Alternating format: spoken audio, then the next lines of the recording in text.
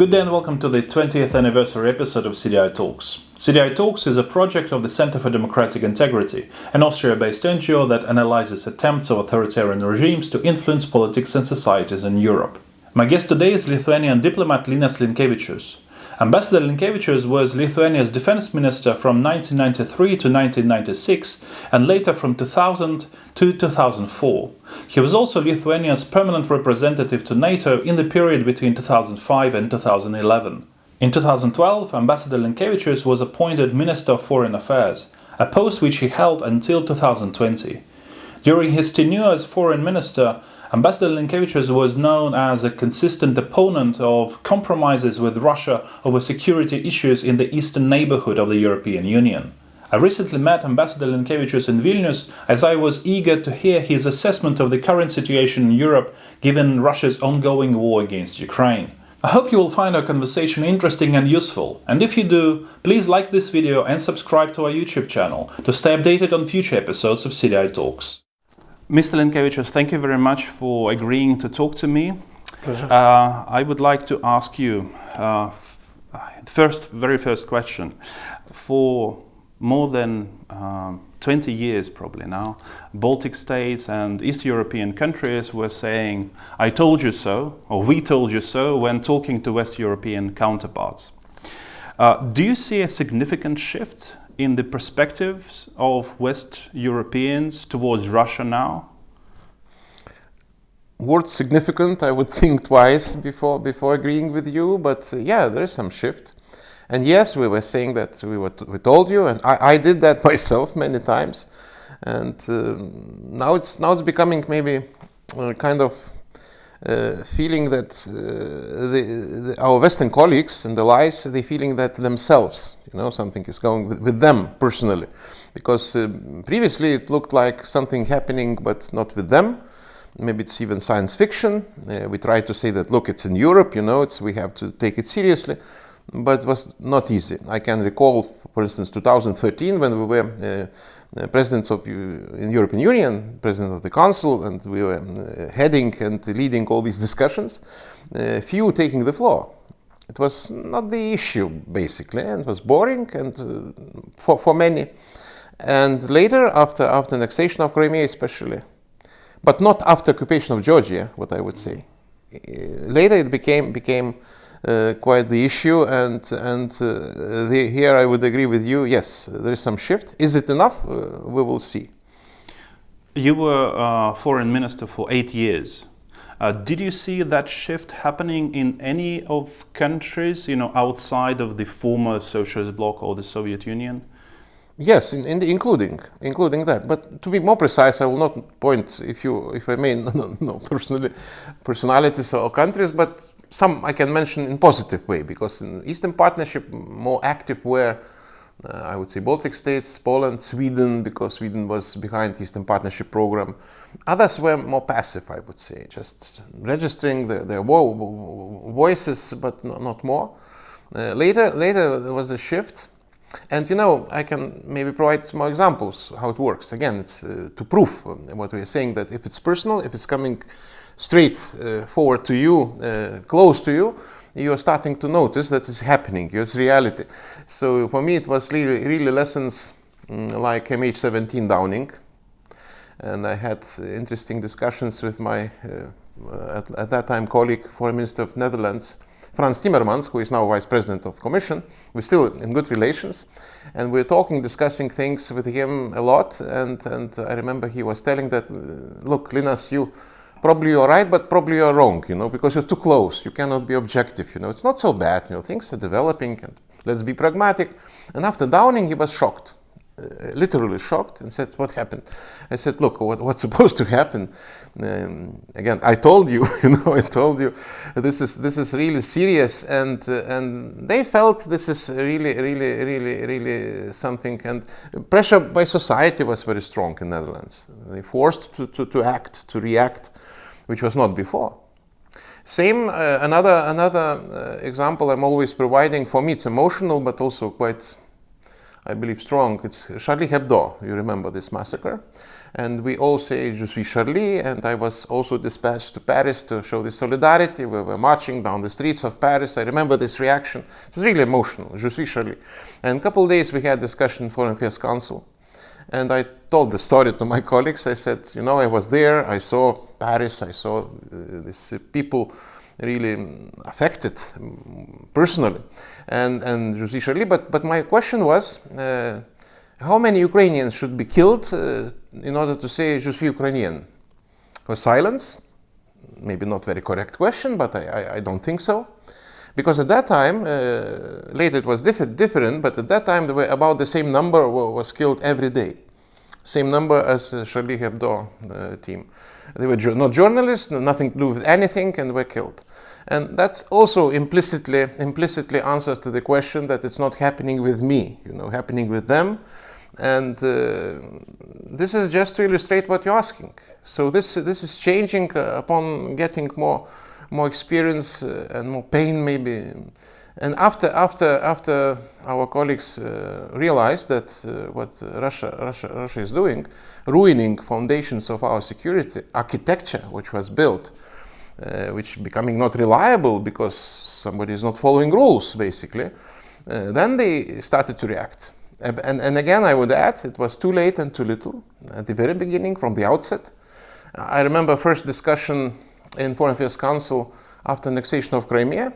First list of sanctions to personalities were nothing to do with decision making, I remember. And some of us insisted to put somebody who has some influence to the decisions. There were members of Duma, but not those who really from executive or power structures, nobody, or so-called journalists. By the way, I remember when we suggested to include Kiselov at the beginning. He was included later. At the beginning it was not possible because voices were saying that, look, it's media freedom, censorship, it's not European values, we cannot do that. And there were some voices, if Goebbels was journalist, yes, then these arguments are quite strong. And you see the kind of...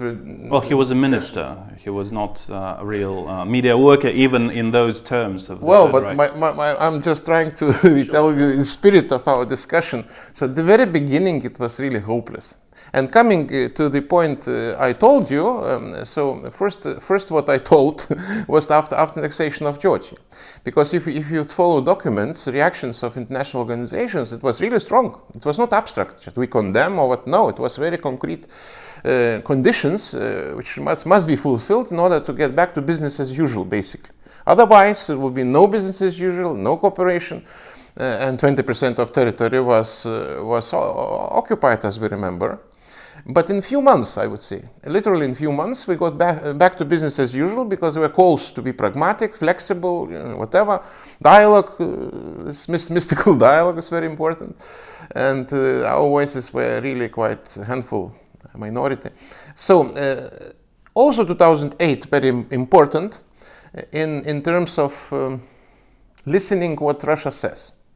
It was Bucharest summit.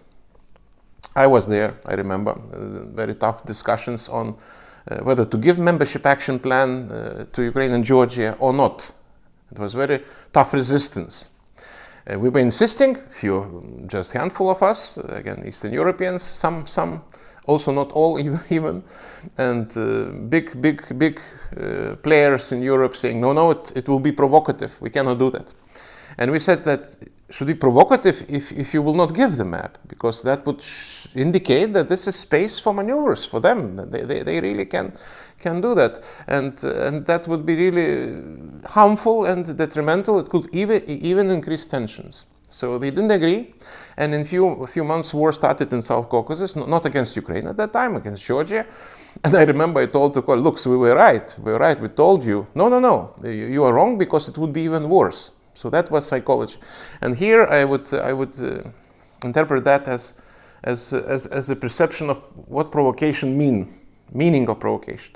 Somebody thinks that this is about what you're doing, what you're stating, naming names where you shouldn't do that. I would say vice versa. Provocation could be if you do not do something if you ought to do.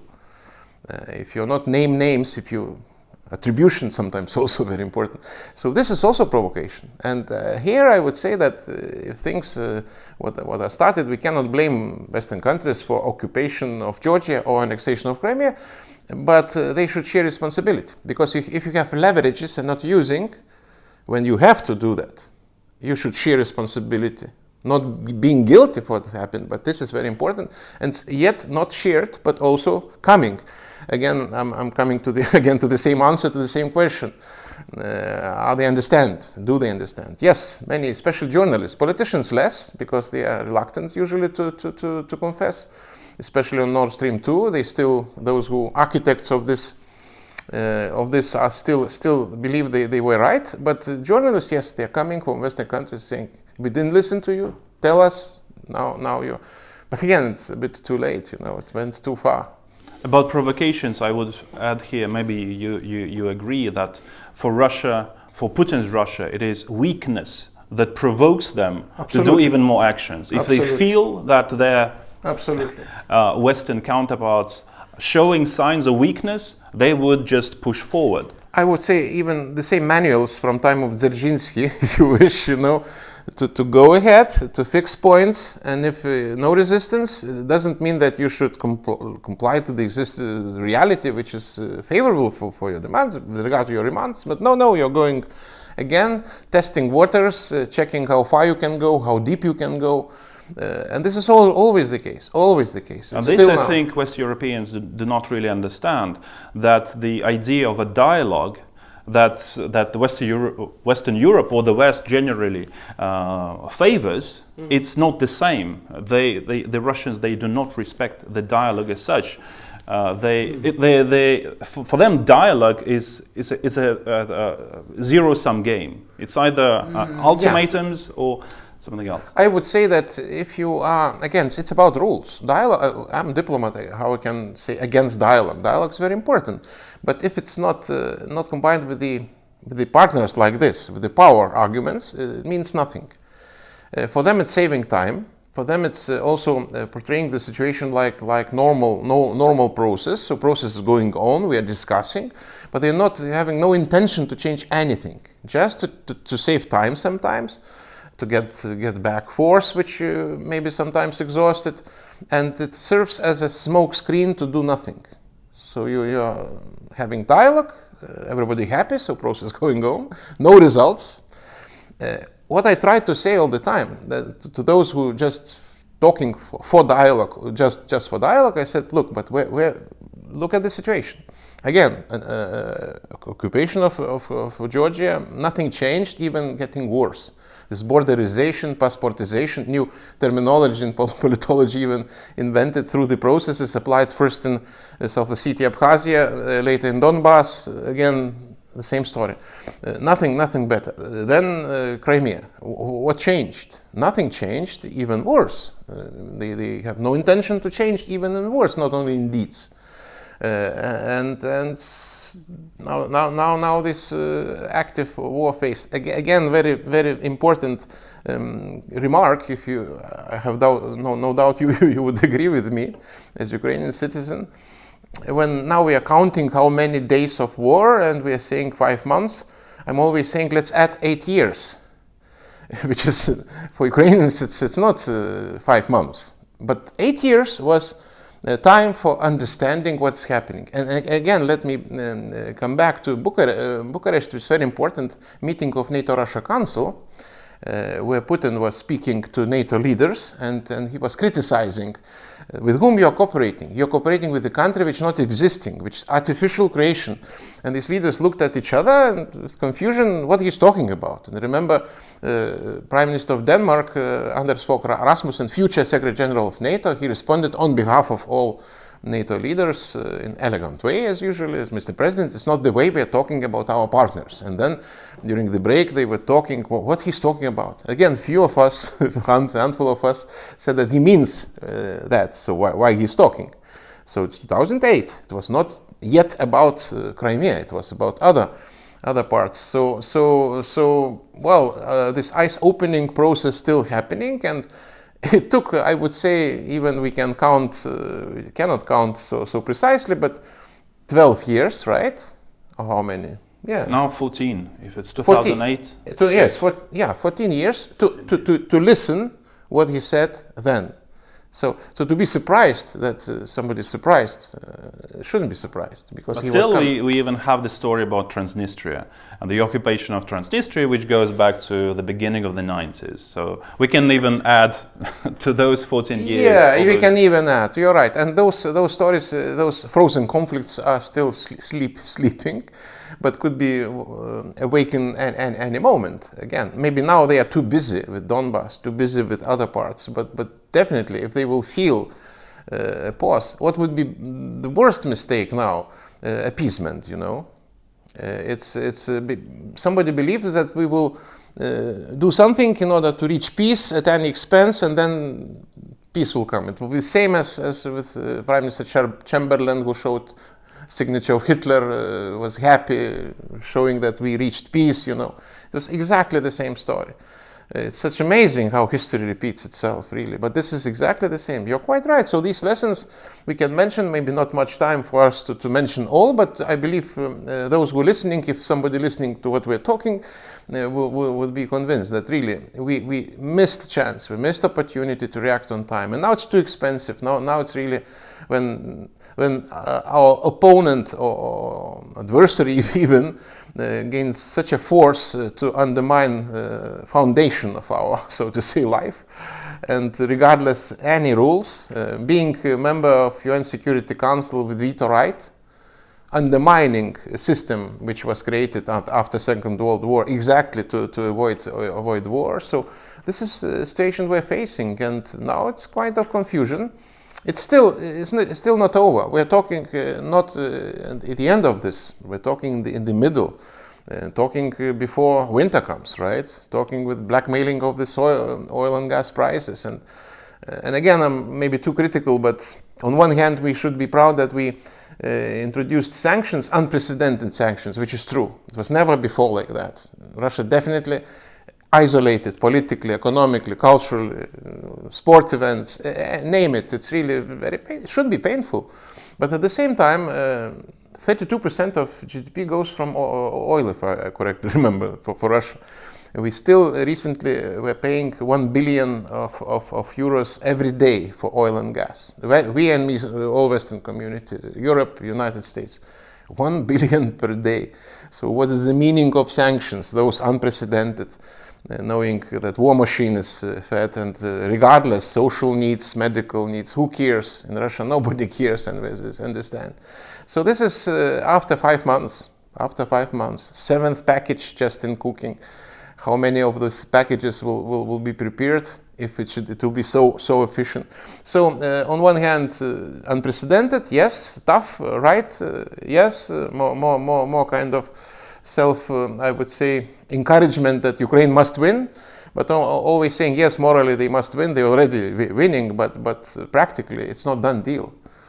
Because this fatigue of support is now main enemy, I would say. Because my assumption would be, if you would agree, that Putin calculating on this fatigue on the European side, because attrition, it not only for Ukraine, but also for Russia and for Ukraine, and you need a lot of resources, financial, military, every day, literally every day. So how long it will last? You're completely right about these. What he hopes for. He hopes for winter. He hopes for gas prices, energy prices going really up, and European and Western communities being basically tired of the. Last example, just fresh. Sure. Deal on gas export, grain export, recently reached, and I reacted immediately that. Let's wait with congratulations, because it will not happen. Last one day, and they attacked their support, and now cut off a bit, so to say, supplies of gas to Europe. So this is exactly showing the strength, looking for most sensitive points. Attacks on their support straight after signing means that export of grain should take place only on terms of Russia. That would be my reading, and they said this, you need, it's a problem for the world, do that, this is our condition, and this cutting of gas means that Europe should, those in Europe who taking this very sensitively, dramatically, even some traces of panic, I would say, they will start forcing Ukraine for concessions. And that's my reading. So if we'll start hesitating now, that would be a big mistake. We have to strengthen, to increase painful sanctions, the only response. Whether it will happen, we will see. It remains to be seen. But I'm not sure, by the way, because it's not so easy to do. And calculations of Putin, at least for me, it's quite clear what he's doing. Although we heard really weird and bizarre statements from Russian officials before, today statements about getting Alaska back or repealing Lithuania's independence sound particularly threatening or potentially threatening. What do you make of it? Why are they doing this? Is it trolling or is it something else? It's trolling, I believe. It probably also works for domestic audience, that we are strongest, we are most important, nothing in the world happening without us. That was always during in the media when they were never demandeurs, by the way. if we can, they were expelled from G7, right? G8 became G7. They said we never needed that. If they need, they will invite. If somebody needs to negotiate any crisis, they will come to Moscow, which is true. I'm always saying this leaders queuing to visit and meet Putin, if not in Moscow, in Sochi. Well, we recently saw one foreign minister of but this foreign minister state representing country which is behaving not as European Union country, and this is maybe exceptional, but also good symptom. Yeah. Talking about possible consensus in EU, also in NATO, by the way, it's also NATO member. So it's raising a lot of questions where we are. But knowing this weak points, very good to exploit, very good to do. So my reading is that Russia cannot break Ukraine, but can try to break West by these moves. And exactly now we are speaking at the moment where it's really happening. So we have to learn lessons as they are, not after we can see that no results, and how to manage to do that. I hope it's possible. I hope it's still possible, because voices are stronger than 10 years ago, much stronger, and understanding is really more realistic. But again, if you would ask me, is it enough to behave in the right way? I doubt. I hope, but I don't know.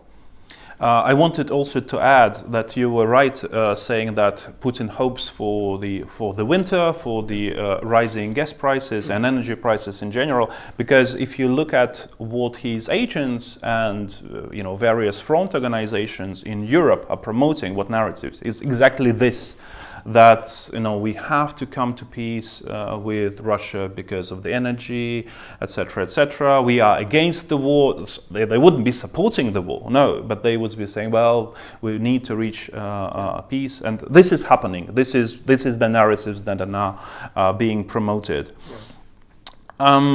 I would like to go back to what you said in one of those comments, and also now, that Putin actually means what he says.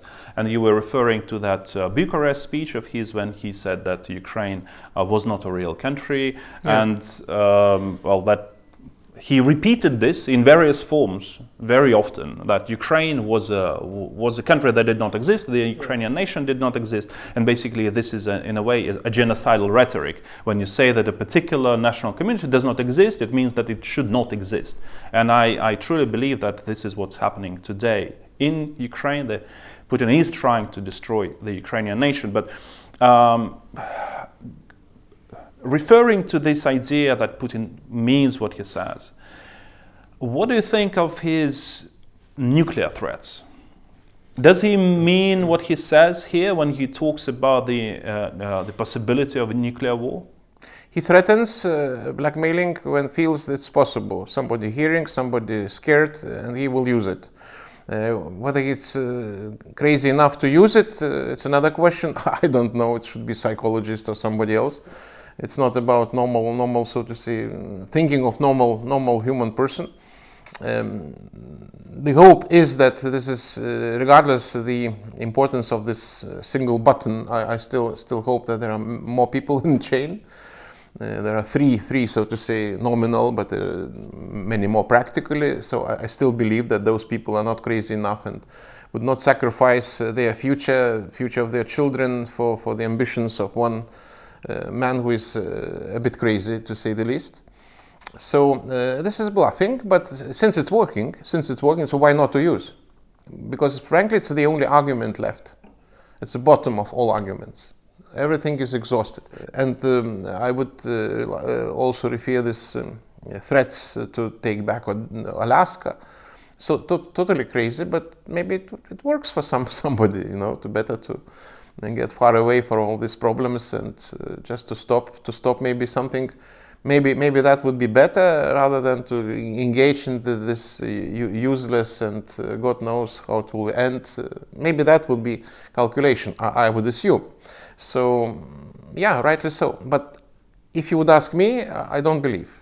It's a bit too far. And that's becoming a big problem. It would be shock for Putin if he would realize suddenly that nobody is scared. That means that's it. Over. You said that these are ambitions of one person. When you referred to, why Russian citizens would die for the ambitions of one person. Do you believe that it's just one person? No, you're right. Your comment's quite right. Yes, I don't believe that he's the only one who thinks that. Definitely there are more. And we're listening what Medvedev talking, what our friend... Medvedev is a joke, in my opinion. Yeah, former president, whatever, joke, not joke. Or guys like Rogozin, who is always, close to this. Yeah, they're thinking like that. Maybe not all of them quite outspoken, but doesn't mean that... I'm not sure about public at large. It may be better for you to judge. For me, it's still a mystery. How you can deny existence of nation and at the same time claiming to denazify somebody. This is purely Nazi ideology, superiority of nation. So I have right to exist, you have no right to exist. I talk to many Russians who have relatives in Ukraine or even Ukrainian nationality. They cannot understand. For them, it's not the argument that nation doesn't exist. But some of them sharing the stupid argument of denazification. And when I was in Bucha and listened to those who were witnesses of these killings and brutality, it was fantastic stories. They really said that you're a Nazi, we have to destroy you. They were looking for Bandera. They thought Bandera is still alive. Where is Bandera? Kind of, it's funny, but it's not funny because what they're doing, it's really not at all funny. And that's mentality of people who brainwashed totally.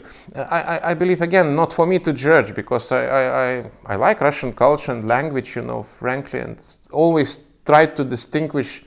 I was always trying to distinguish Kremlin and Russia, basically. And then I confessed I was wrong. It's becoming something else. Majority of Russians, brainwashed or whatever reasons, they are, if not supporting, they're tolerating. If they're tolerating, so that means they have to take responsibility for what is happening. And when we're talking about this Russophobia, when I talk to many those opposition people who are feeling uncomfortable, to say the least, when they are isolated as well, because citizens of Russia. But I'm trying to say patiently, but guys, you have to assume responsibility. This is something what's happening on behalf of your nation. And even if you are not directly engaged, you have to feel this responsibility. I shouldn't make these parallels, but same as German nation still feel responsibility, all those many generations after war, but they still feel this responsibility. Here I have a message to them as well. When they're saying that we will never ever will be reasons for next World War, I said you can do the reason not by doing something, but by not doing something. It's already the deadliest war since the Second World War in Europe. Yeah. So if it's not a Third World War, it's already quite damaging. It's already quite catastrophic. Absolutely. And also, what is very quite alarming, I would say, concerning. I had many of those saying that Putin was wrong to annex Crimea, he was wrong to attack Donbass, but since we are engaged, we have to win. It's also interesting psychologically. Russia must win. Russia cannot lose. And this is understanding of those who believe that he was wrong in starting all this nightmare.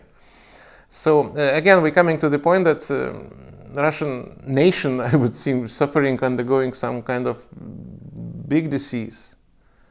And these wounds will be treated, they need time. What else first needed? They need to actually acknowledge that this First problem they need exists. to acknowledge, but if they will acknowledge when shelves in the shops will be empty, that would be also quite sad. They should acknowledge now when something happening. They cannot share this responsibility of what is happening. By the way, when we having this, I don't know whether you know or not, but we have these Russian forums. When I was minister, we started, and now it's still continue. We're trying to invite Russians from intellectuals, journalists, politologists, mainly from opposition, of course, not mainly, but actually from opposition, and few of them coming from Russia, because all either left or expelled or in jail or whatever. And I also was moderating one of the formats and panels, and my question was to all of them, paraphrasing this Yevtushenko words, "Хотят ли русские войны?" And my answer was, of course not. I said, so what are you doing? They don't know.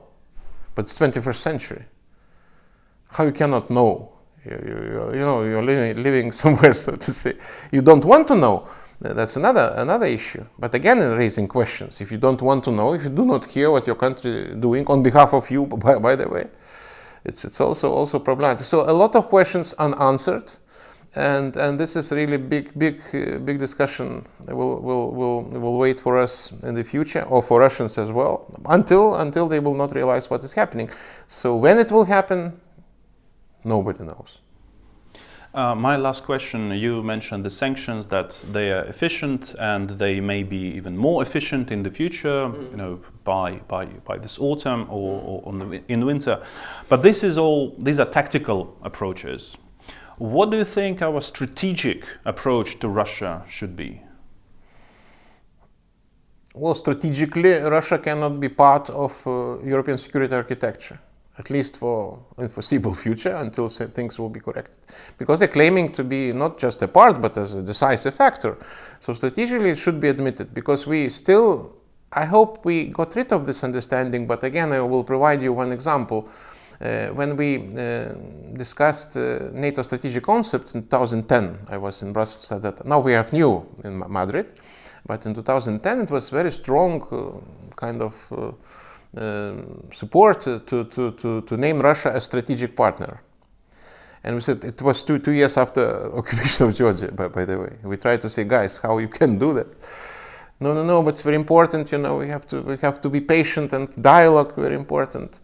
And then it was compromise founded, and it was mentioned that relations between NATO and Russia are of strategic importance. It's a big difference.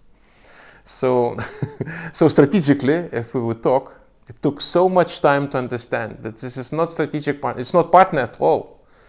And you cannot play, as I'm saying, playing, some game, let's say football, but you're playing football, but other side playing rugby at the same time. So you should, I'm not calling for unfair play, which would be too much, but I'm just calling to be pragmatic and realistic. So you have to deal with somebody who neglects any rules. International law doesn't exist. So dialogue means nothing for them. Dialogue, if not adding some power arguments, means nothing. Arguments only when you can touch, see, when you really can so to say feel, then it works. And this is the only way. So it's still happening. And strategically, it should be understood that Russia should be excluded from European security architecture as a player, as a dealer. And by the way, expelled from United Nations. Easy to say or difficult, but they have veto rights, so nothing can happen without them. They're one of the founding members. So. Yeah, but in General Assembly there were precedents when it was South Africa expelled from or suspended. All General Assembly should vote. Do we have situation like this as a mood in General Assembly? It's another question, because the big influence of Russia, the Africa. There is China. Yeah, but I'm talking about precedents. If you look into the charter, which country is eligible to be member, they're also saying about peaceful nature and whatever. They cannot be aggressive against your neighbor. So it's no compliance at all by far. So that would be useful. And if it will happen, I doubt, but we have to go along these ways. Strategically, we have to understand that this is no-go. They cannot be appeased, so to say, because there are some illusions that we will stop. No, if we will make this half peace, again, I'm quoting what I had in Kiev from my Ukrainian friends, a half peace is not acceptable for Ukraine, because it's not peace at all. That means pause in the war. It's not yet understood. But I'm just telling you the situation. We have to understand. Russia must be defeated. Defeated. After this, we can talk about future strategically or tactically, whatever. But strategically, maybe if something changes in Russia itself, maybe then it could be. But part it's assumption. We don't know. Nobody knows. I still expect that there are some decent, or at least I don't know, people who have some mind on future of themselves, future of their children. They have to think something. I still expect that something will happen. Again, if Putin will be defeated with this geopolitical theory he tried to implement, maybe some changes in the leadership, and then there will be good chance to remedy, to make some kind of, steps again back from this isolation, and that will be good chance to stop this nightmare for Russia itself, because it's bad for Europe, for Ukraine, but also for Russia. It's not yet understood. He tries to convince public when repeatedly saying that these shortcomings, economic shortcomings, not due to the war. It's even due to the sanctions which introduced by the West, because it's kind of backlash sometimes. So we have to really keep it tough and not to retreat. That would be a big mistake. It's not yet clear whether it will not be repeated. Mr. Linkevičius, thank you very much for this conversation. Pleasure.